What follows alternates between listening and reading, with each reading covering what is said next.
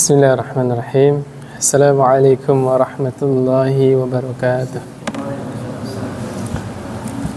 Alhamdulillah, wassalatu wassalamu ala rasulillah wa ala alihi wa ashabihi wa man tabi'ahum bi ihsanin ila yaumiddin, amma ba'd. Alhamdulillah, pada malam hari ini kita ada di penghujung bulan Zulqa'dah, ya. Subhanallah, sebentar lagi kita akan memasuki 10 hari. Ini kejauhan. Jazakallahu khairan. Sebentar lagi kita akan memasuki 10 hari pertama di bulan Dzulhijjah, yang kata Nabi SAW, tidak ada hari-hari yang lebih dicintai oleh Allah daripada 10 hari pertama di bulan Dzulhijjah.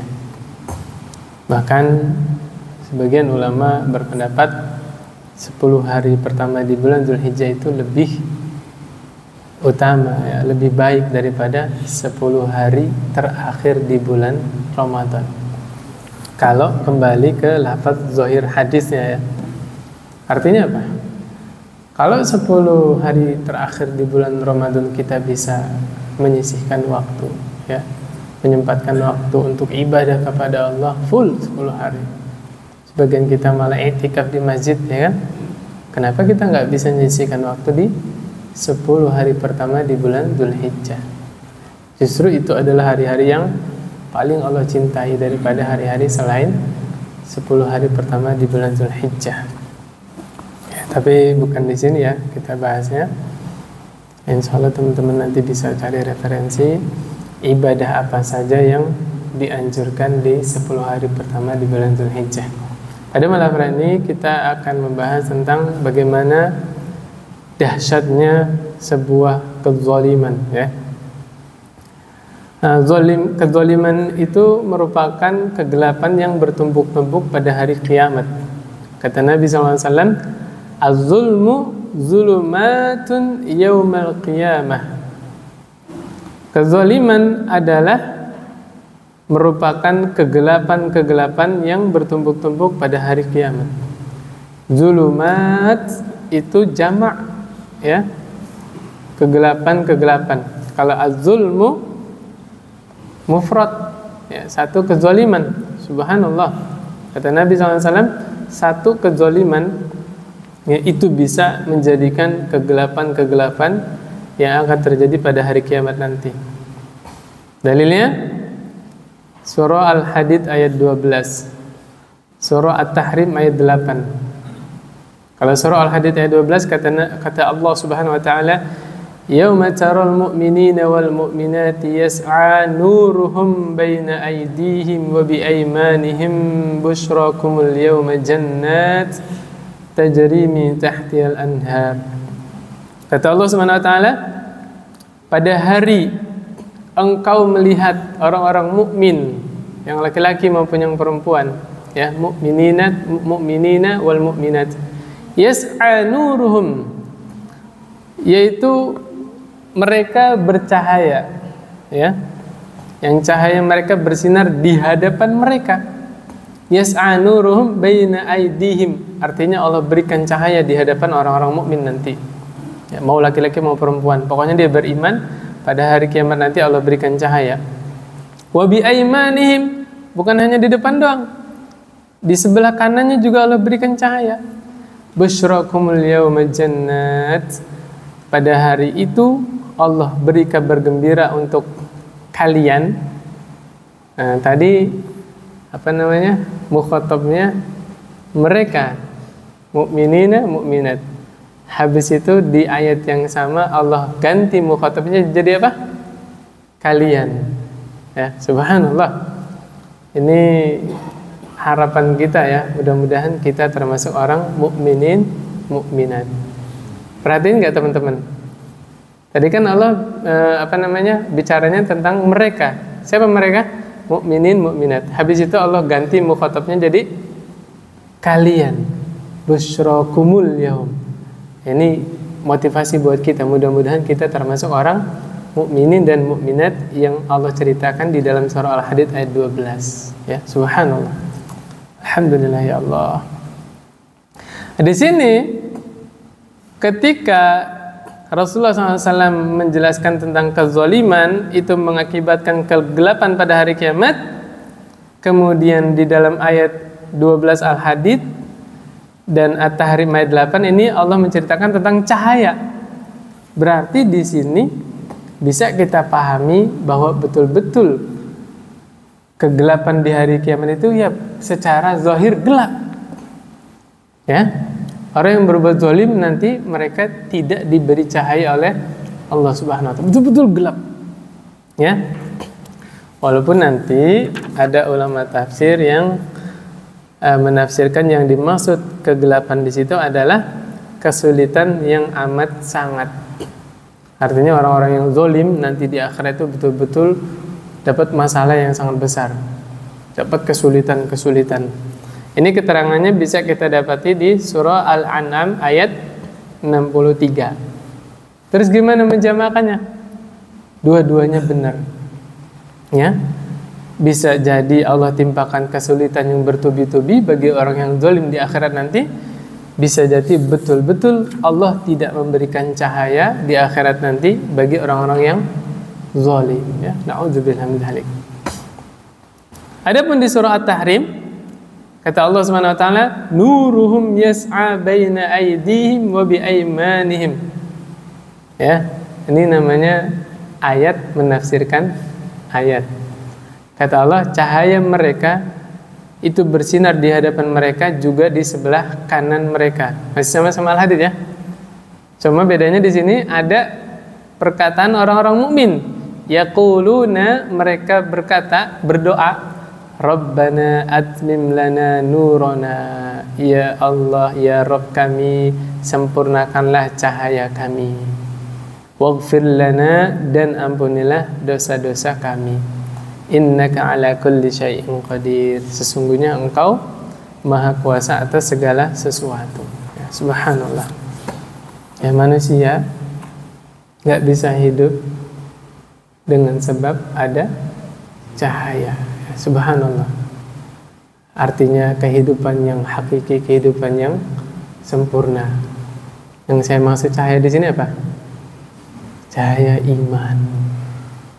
Orang matanya mau sebagus apapun, ya, cahayanya, lampunya bagus kayak gimana juga, ya.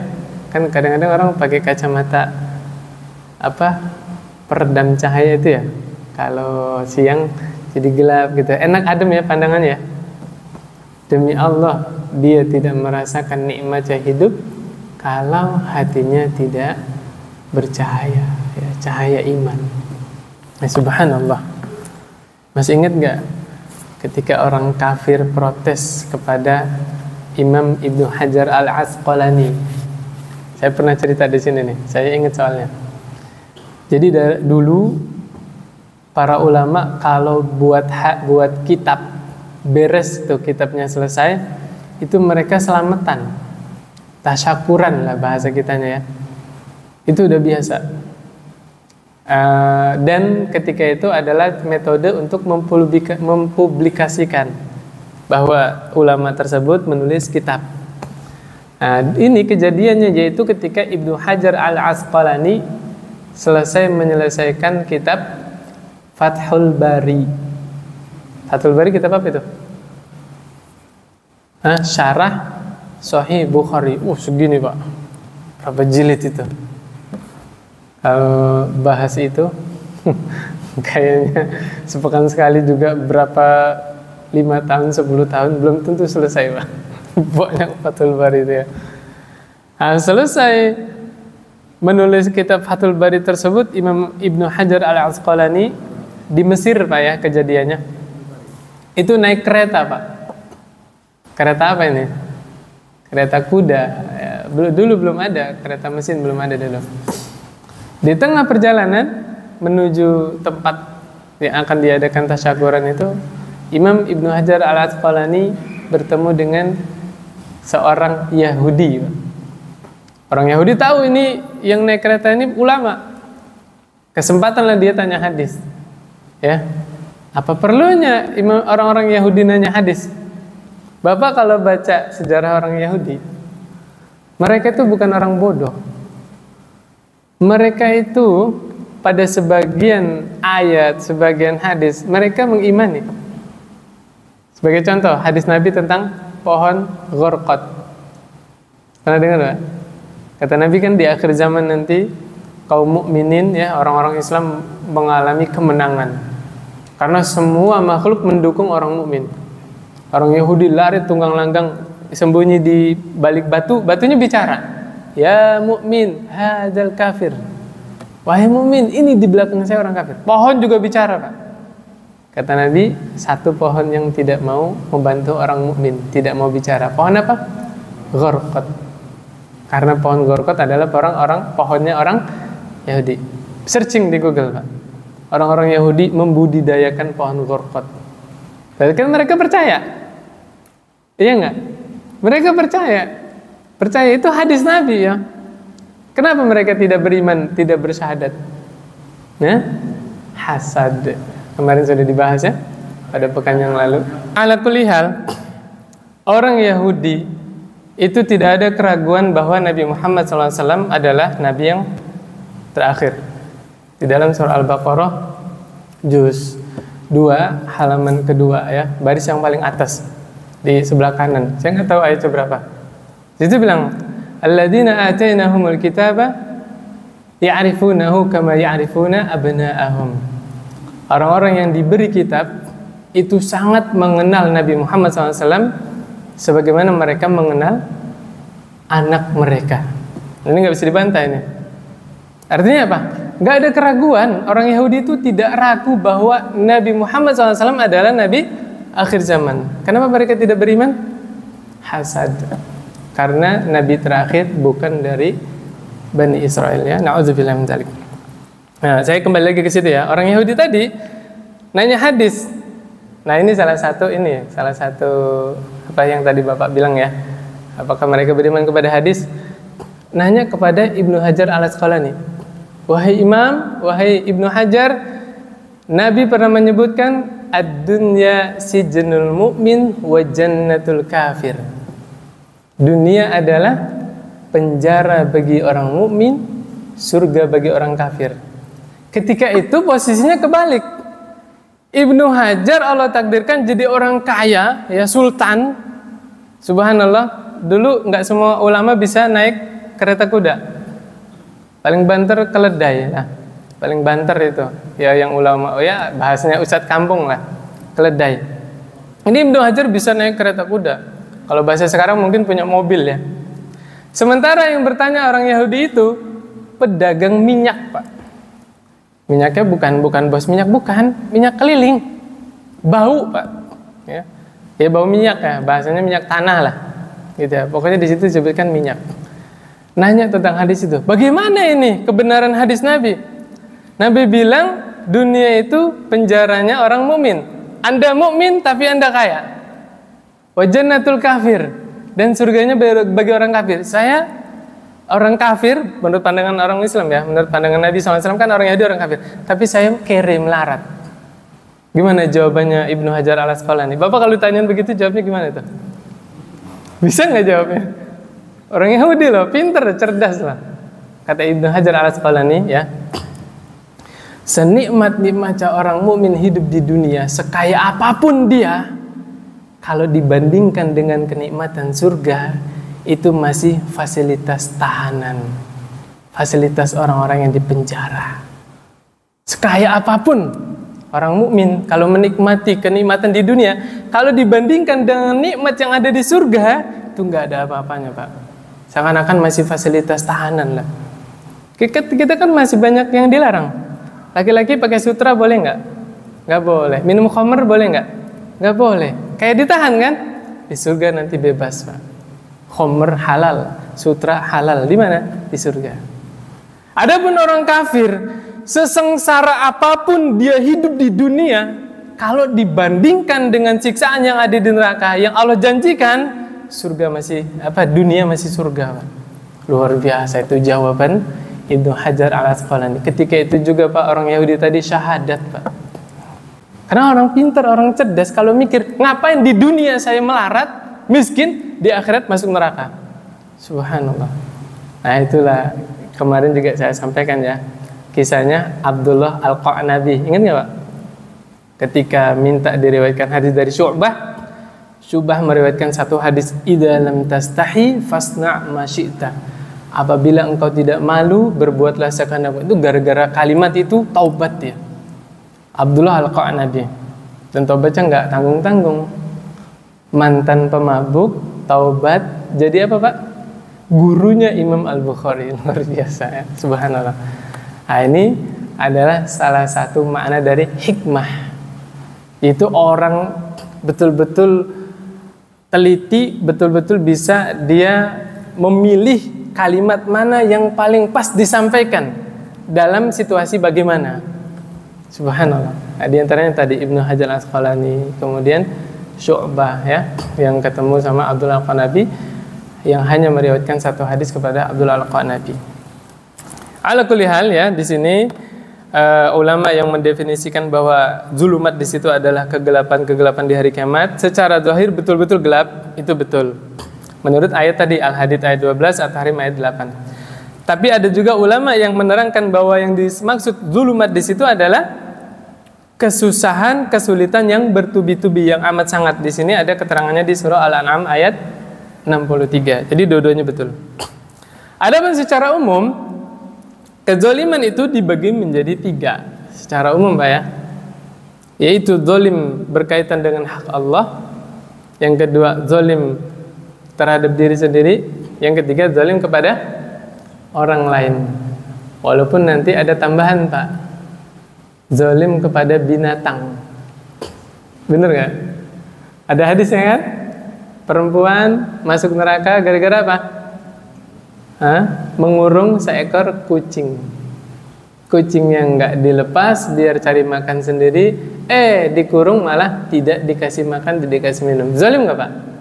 Neraka Pak, gara-gara hewan. Subhanallah ya. Nah nanti kita jelaskan satu-satu. Adapun yang berkaitan dengan hak Allah bukan berarti dia menimpakan suatu kemudaratan kepada Allah, tidak ya. Karena tidak ada seorang pun yang sanggup menzolimi Allah Subhanahu wa taala. Allah Maha Perkasa. Yang dimaksud dengan zolim berkaitan dengan hak Allah adalah dia tidak menunaikan hak-hak Allah Subhanahu wa taala yang menjadikan kewajiban bagi kita semua. Hak Allah berarti kewajiban hamba. Ya, hak Allah berarti kewajiban hamba. Mana dalilnya? Surah Al-Baqarah ayat 254. Ya. Wal kafiruna humuz zalimun, dan orang-orang kafir mereka lah orang-orang zalim. Kewajiban orang zalim apa Pak? Kewajiban orang kafir apa Pak? Beriman, bersyahadat. Makanya pada waktu bulan yang lalu, tahun yang lalu saya pernah nyampaikan di sini, ingat nggak Pak? Bahwa orang kafir itu wajib sholat. Masih ingat nggak Pak? Ya, lupa. Saya pernah nyampaikan itu. Ya, sampai jamaah ada yang japri, saya kasihlah kalam ulamanya di situ ada. Ya. Ketika Allah terangkan penduduk neraka Sakor itu, ingat nggak? Gimana? Fi jannati yatasaalun 'anil mujrimin. Ma salakakum fi Sakor. Apa yang menyebabkan engkau masuk ke dalam neraka Sakor? Apa beliau? Qalu lam nusalli. Gimana? Qalu apa? Lam nakum minal musallin. Ya di situ kan. Kemudian di dalam surah Al-Qiyamahnya fala saddaqa wala shalla. Ya tentunya orang kafir kalau mau sholat wajib bersyahadat. Karena syarat sahnya sholat apa Pak? Islam, baligh, berakal. Jadi harus masuk Islam dulu ya, harus masuk Islam dulu. Intinya orang kafir itu punya kewajiban sholat, punya kewajiban sedekah. Tapi sholat sedekah mereka tidak diterima kecuali mereka masuk Islam dulu, syahadat dulu. Jadi jangan bingung Pak ya. Ya, orang kafir berdosa dengan sebab mereka tidak masuk Islam, dengan sebab mereka tidak bersyahadat. Makanya di sini Allah sifati orang kafir itu termasuk orang zalim karena tidak menunaikan hak Allah Subhanahu wa taala. Kemudian di dalam surah Luqman ayat 13, inna syirka la zulmun azim. Di sini Allah sebutkan kesyirikan itu adalah sebesar-besar kezaliman. Orang yang berbuat syirik berarti tidak menunaikan hak Allah Subhanahu wa taala. Bagaimana bisa Allah yang menciptakan dia, yang menghidupi dia, Allah beri seluruh fasilitas sehingga dia bisa hidup nyaman di dunia, kemudian dia menyembah selain Allah, ya. Na'udzubillah min dzalik. Insad zalim-zalimnya orang. Orang yang paling zalim adalah orang yang menyembah selain Allah Subhanahu wa taala. Makanya kalau buka kitab Ad-Da'wa Dawa, di situ ada hadis di awal-awal bab, apa kata Nabi sallallahu alaihi wasallam? Man lam yas'alillah yaghdab alaih. Siapa yang tidak minta kepada Allah, Allah marah kepada dia. Justru Allah marah sama orang-orang yang tidak minta kepada Allah. Allah marah sama orang-orang yang tidak berdoa kepada Allah. Karena manusia kalau nggak minta kepada Allah, dia minta kepada selain Allah. Jadi kita sebagai seorang hamba itu wajib minta kepada Allah Subhanahu wa taala. Kalau buka biografi para ulama ya, sampai tali sandal itu para ulama minta kepada Allah, Pak. Sandalnya putus di jalan, kemudian mereka sholat di dalam sujud, mereka minta kepada Allah. Padahal sandal urusan akhirat apa duniawi, Pak? Duniawi. Saya ketika dengar kalam ulama yang ini, guru di pondok saya, Pak, ustadz saya itu cerita. Dulu ustadz saya itu mondok, ya, teman-teman yang udah pernah ngerasain mondok ya, kadang-kadang uang jajan habis, orang tua belum ngirim, Pak. Sedangkan sikat gigi udah, apa bahasanya, Pak? Udah merotul ya. Subhanallah, Pak, ustadz saya ini waktu dulu jadi santri, dia minta kepada Allah sikat gigi, Pak. Dia minta, ya Allah, sikat gigi saya, ya Allah. Minta, apa yang terjadi, Pak? Nggak berapa lama dari doa itu, dia nemu sikat gigi di tempat sampah. Sikat gigi yang masih baru, Pak, masih dibungkus. Kalau nemunya di tempat sampah boleh diambil? Boleh. Udah dibuang. Ya nggak, Pak? Nemunya di tempat sampah boleh diambil. Subhanallah. Artinya pelajaran yang kita petik dari sini adalah kita wajib memohon segala keinginan kita, baik itu kepentingan akhirat, yang minta surga, berlindung dari neraka dan seterusnya, memohon ampunan kepada Allah, dan berikut juga kepentingan duniawi, ya, minta dulu kepada Allah. Saya pernah, bukan di sini, di BBS kemarin, Ahad ba'da subuh, saya tanya kepada jamaah, apa yang Bapak lakukan ketika Bapak menemui satu permasalahan tentang agama? Hal pertama apa yang Bapak lakukan? Sebagian orang japri ustadz, sebagian orang buka artikel tentang Islam, sebagian orang buka YouTube, langsung diketik ya itunya ya, ceramahnya apa yang akan dicari. Apa kata Syekh Muhammad bin Shalih Al-Utsaimin? Beliau rahimahullah bilang begini, ini adalah aib bagi seorang penuntut ilmu.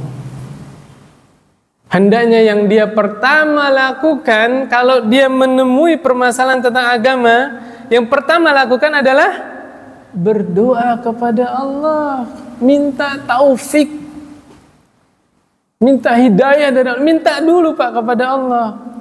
Baru setelah itu ikhtiar. Ada nggak di antara kita yang kayak begitu? Menemui satu permasalahan, dia minta dulu sama Allah, minta petunjuk, ya.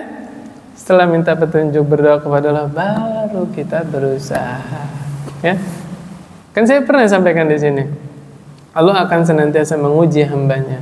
Contohnya, ketika kita sakit atau salah satu anggota keluarga kita sakit, apa yang pertama muncul di benak kita? Dokter langganan, obat yang cocok, atau klinik yang bagus? Apa yang muncul? Allah Subhanahu wa ta'ala.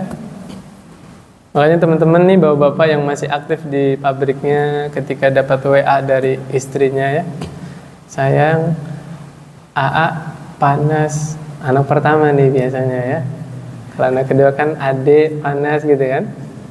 Nah, bisa nggak pulang kerja anterin ke bidan atau ke dokter gitu kan. Bapak balasnya apa? Siap yang, insya Allah, kayak gitu. Jangan Pak, balas Pak. Sayang, coba deh wudu, sholat 2 rakaat. Ya, berdoa kepada Allah. Coba dibacain Al-Fatihah anak kita. Mudah-mudahan nggak nyampe ke dokter, nanti malam sudah sembuh. Ada nggak kayak gitu Pak? Kan enak Pak, nggak usah ke dokter udah sembuh, enak nggak? Iya. Berapa kali teman-teman anaknya sakit dibawa ke bidan, dapat obat kan? Obatnya belum diminum, sembuh anaknya. Pernah? Saya yakin pernah teman-teman seperti itu. Betul-betul Allah sedang mengingatkan kepada kita bahwa yang maha menyembuhkan adalah Allah Subhanahu wa ta'ala. Jangan sampai kita bertawakal kepada obat, bertawakal kepada dokter ya. Sebagian orang kan lupa ya. Ya mungkin karena kesibukannya dan yang lain-lain. Subhanallah. Yang nomor 2 adalah menzalimi diri sendiri. Bagaimana itu menzalimi diri sendiri? Seseorang yang mengikuti ajakan syahwat dan hawa nafsunya sehingga dia meninggalkan kewajiban. Ada lanjutannya nih Pak, sehingga dia meninggalkan kewajibannya dia kepada Allah, ya terhadap Allah.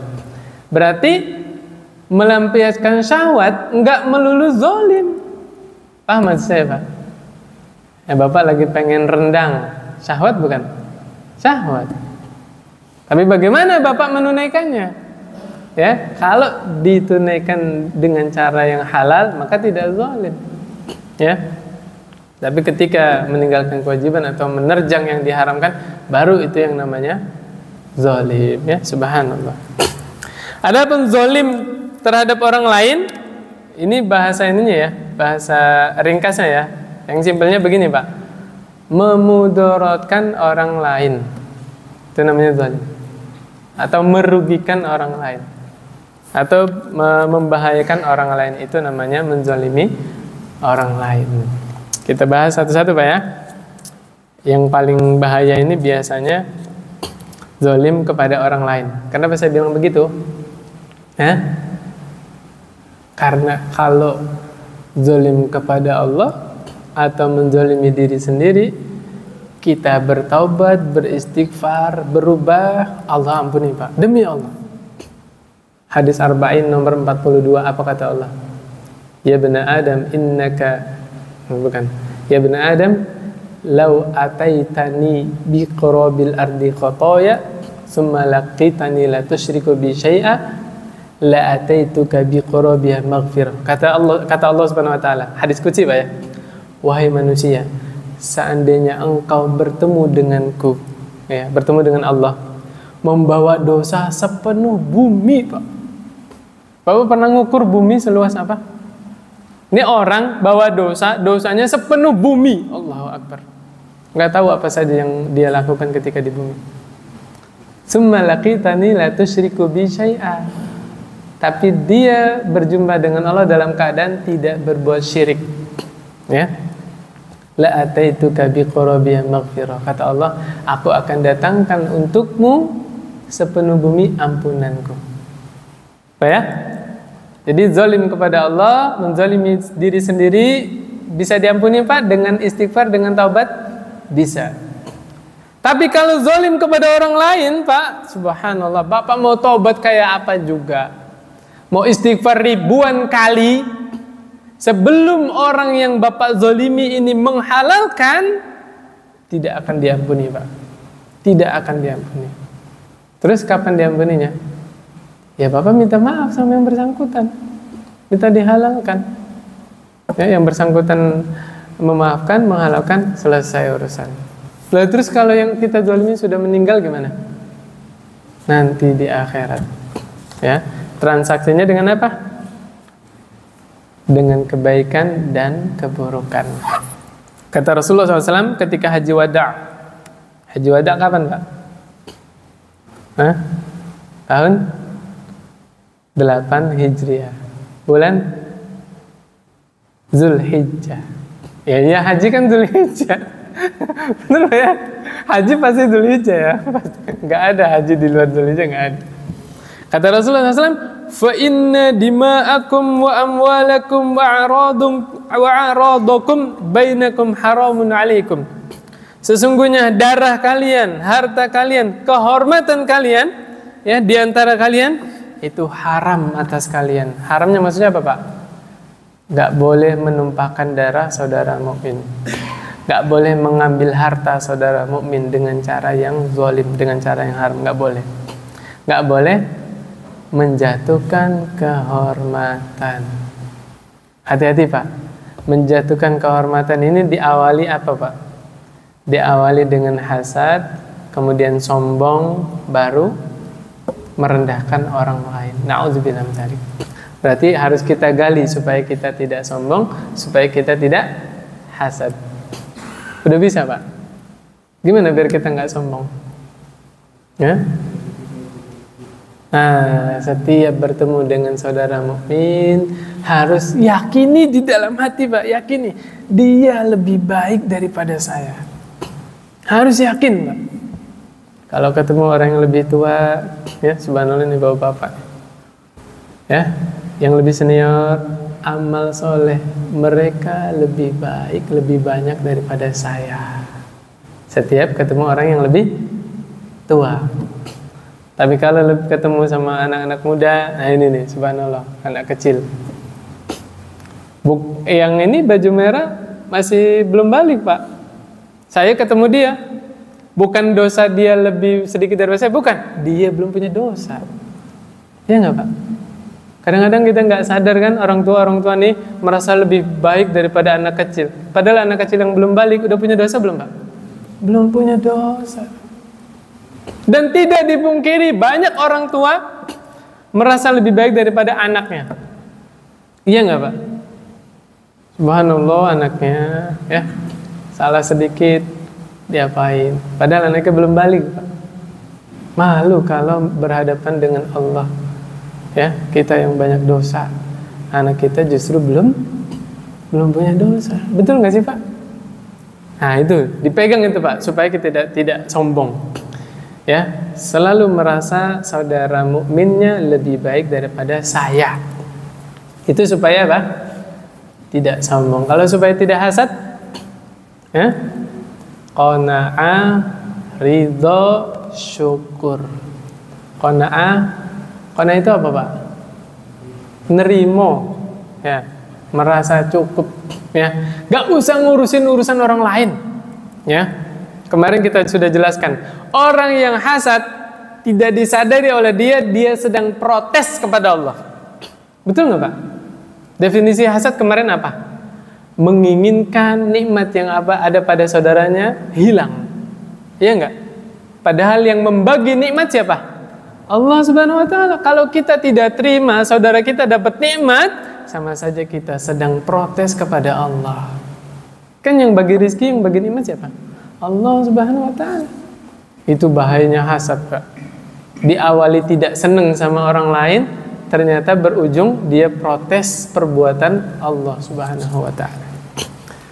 Kemudian apa tadi? Qanaah, terus ridho, Pak. Selalu kita rela ridho atas pembagian yang Allah berikan. Ya, hari itu Allah kasih rizki berapa? Alhamdulillah. Sibuk mensyukuri nikmat-nikmat yang Allah berikan kepada kita. Yang terakhir tadi apa? Syukur. Banyak-banyak berterima kasih kepada Allah. Bapak, ibu-ibu yang dirahmati Allah Subhanahu Wa Taala, coba kita merenung sendirian. Lagi sendirian kita merenung. Betapa malunya diri ini kepada Allah. Dosa nggak berhenti-berhenti, maksiat terus menerus, tapi Allah nggak ada bosannya melimpahkan berbagai nikmat kepada kita. Coba kita merenung sendiri. Lagi sendirian, merenung sebentar. Kapan kita berhenti dari dosa? Tapi bersamaan dengan itu, Allah tidak pernah bosan melimpahkan nikmatnya kepada kita. Bahkan kalau kita sedang berbuat dosa, ya demi Allah, kita butuh nikmat dari Allah. Betul nggak, Pak? Ketika kita bermaksiat, kita butuh tempat. Padahal tempat itu milik Allah. Iya nggak Pak? Ketika orang bermaksiat, subhanallah, jantungnya itu masih Allah izinkan berdetak. Darahnya terus mengalir. Lihat apa yang Allah perbuat bagi para pelaku maksiat. Malu diri ini. Ya, kita nggak berhenti bermaksiat, durhaka kepada Allah.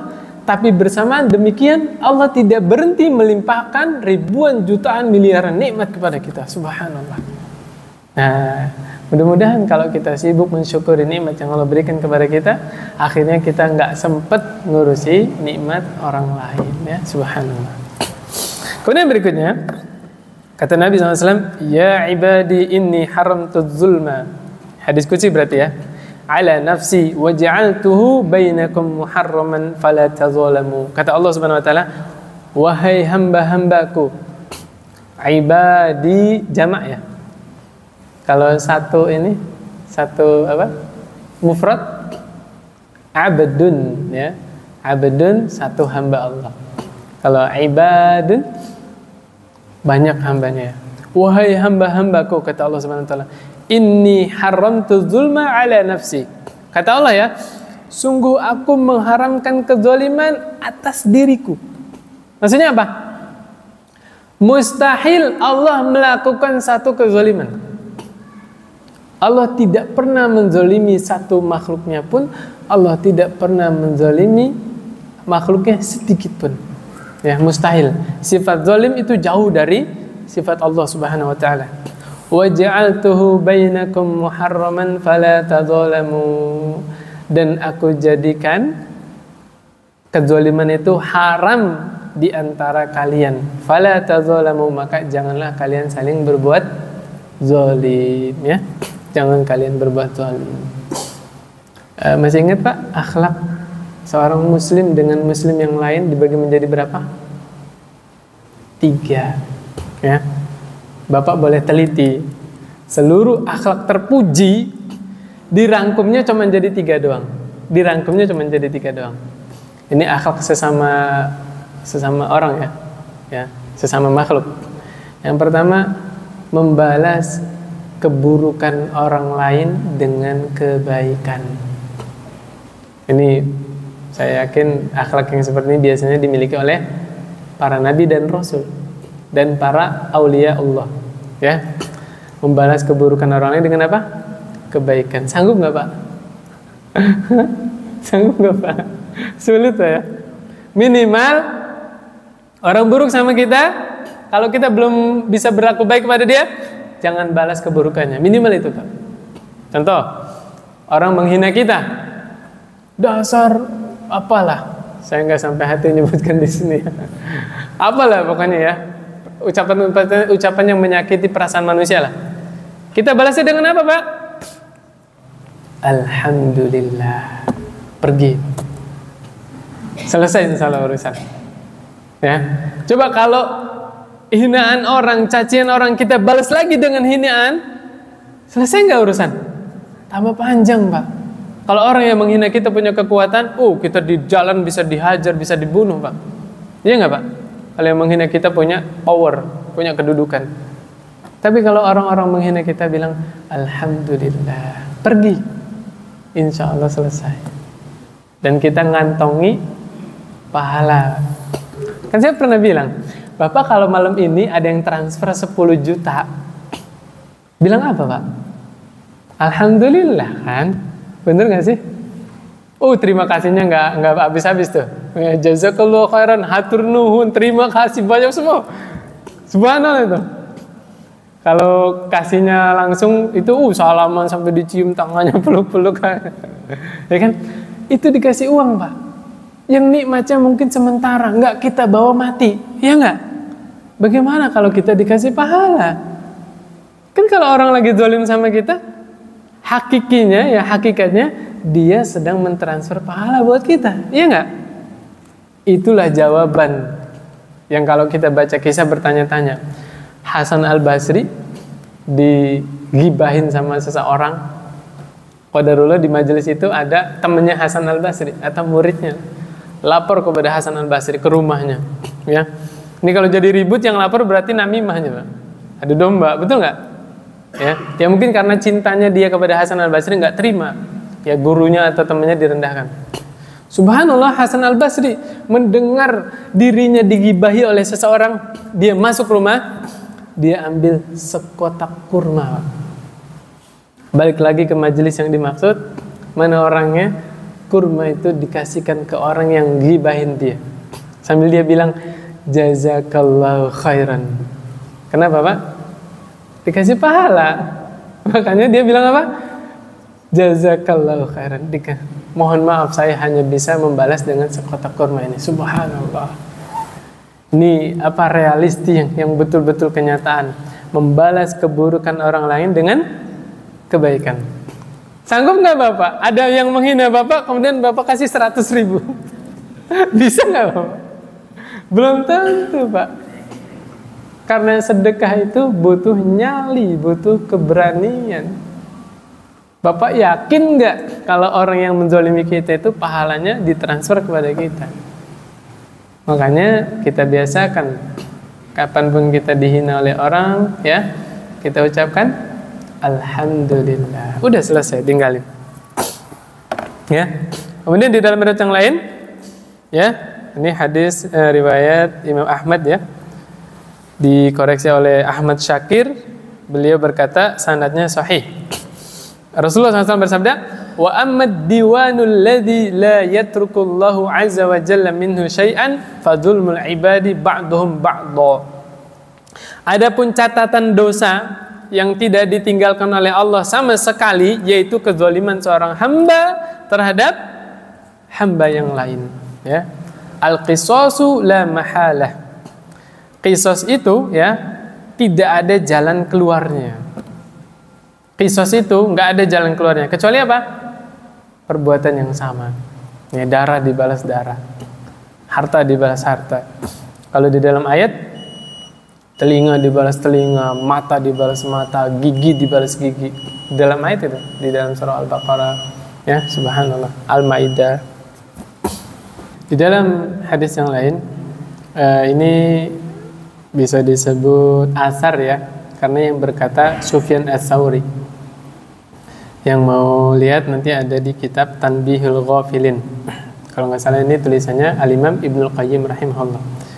Sufyan Ats-Tsauri berkata, in laqitallaha ta'ala bi 70 dzanban fima bainaka wa bainallahi ta'ala ahwanu 'alaika min an talqahu bi dzanbin wahidin fima bainaka wa bainal ibad. Seandainya engkau bertemu dengan Allah dalam keadaan engkau membawa 70 dosa. Dosa itu antara dirimu dengan Allah. Itu lebih ringan daripada engkau bertemu dengan Allah membawa satu dosa yang berkaitan dengan orang lain, ya, dengan hamba yang lain. Allah.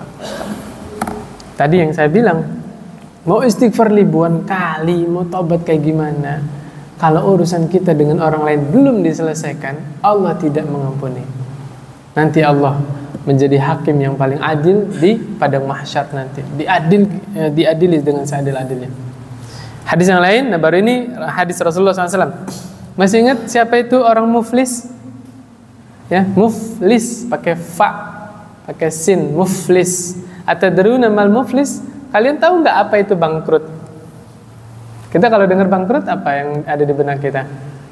Nggak punya uang, ditipu orang, ya, pabriknya kebakaran mungkin, ya, subhanallah, ya, dagangannya dibawa lari orang, itu bangkrut, ya.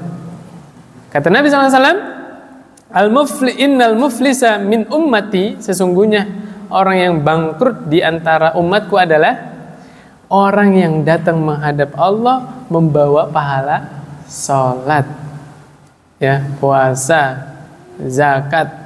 Subhanallah. Berarti ini dulu di dunia ibadah nggak? Ibadah, Pak. Orang baik ini. Gimana nggak baik? Salatnya diterima sama Allah, zakatnya diterima, puasanya diterima, dikasih pahala kan sama Allah. Tapi buruknya hubungan dia dengan Allah bagus, tapi hubungan dengan makhluknya yang tidak bagus, ya.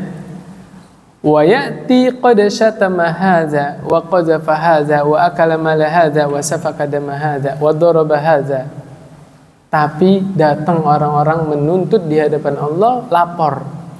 Dia dulu pernah menghina saya. Orang lain datang, saya pernah dituduh sama dia. Orang lain datang, harta saya dibawa lari sama dia. Gimana itu cara bawa lari harta orang? Hutang, nggak ada niat bayar. Ada Pak? Saya kira bapak-bapak pernah deh temennya minjem sampai sekarang nggak bayar. Ya. Ada lagi jenis lain, ikut arisan, dapat pertama kabur, naudzubillah min dzalik. Hati-hati. Ada nggak pakai gitu? Ada. Nanti di akhirat Pak dituntut dia, ya, naudzubillah min dzalik. Kemudian apa lagi? Menumpahkan darah. Ya, subhanallah, di sebagian negeri darah manusia itu seperti murah, ya. Naudzubillah min dzalik, ya. Kemudian ada yang di dunia mukul. Bapak waktu SMP berantem nggak Pak? Udah balik itu SMP. Nanti dituntut di hadapan Allah Subhanahu wa taala, ya. Fa yu'ta hadza min hasanatihi wa hadza min hasanatihi.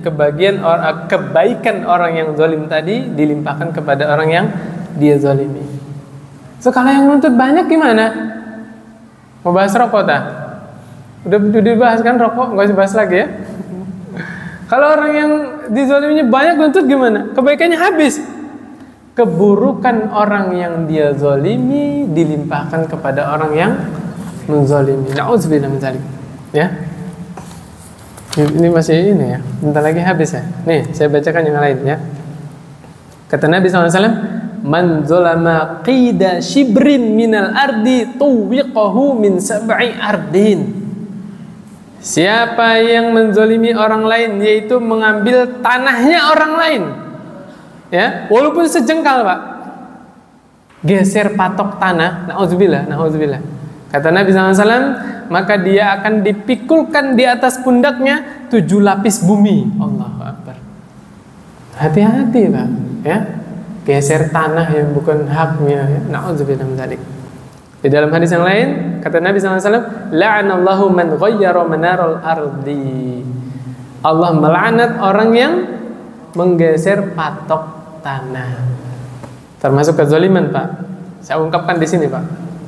Menunda-nunda pembagian waris.